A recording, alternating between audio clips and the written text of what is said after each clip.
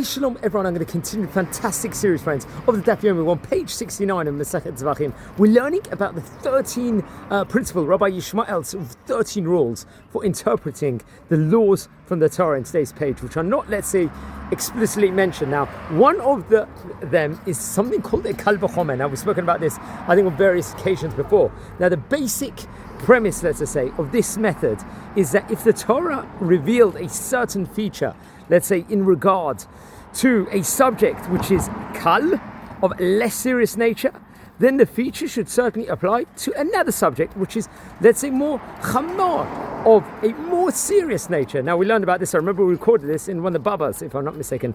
Although the kal v'chomer is widely mentioned throughout the Gemara, we find in our Gemara a limitation to its application. It is let's just say itself, a sufficient in of itself, that we extend the feature of the kal to the chomer, but we cannot endow it with greater proportions. Now, the source for this limitation is the kal v'chomer, which God mentioned in his response to Moshe Rabbeinu to plea to heal his sister. I believe this is in Parshat V'halotacha in the book of Bamidbar.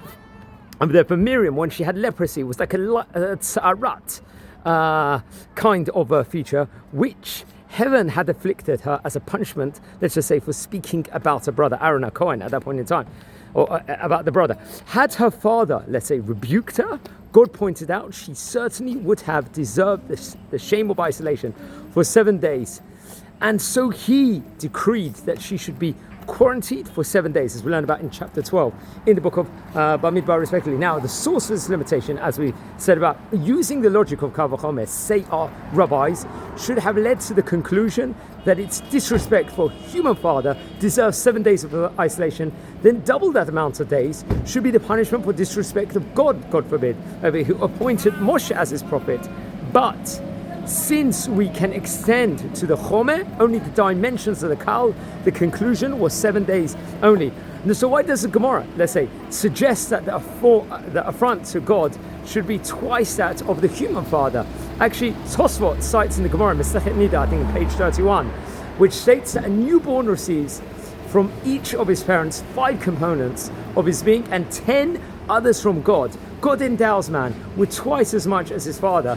It would follow that the sin against him is of double gravity and deserves double punishment. Let's say, not for the limitation of a dayai, respectively, here. So, wishing all a fantastic day. Take care and watch over. This is from Rabbi Mendel Weinbach and the Or Sameach website. Thank you very much.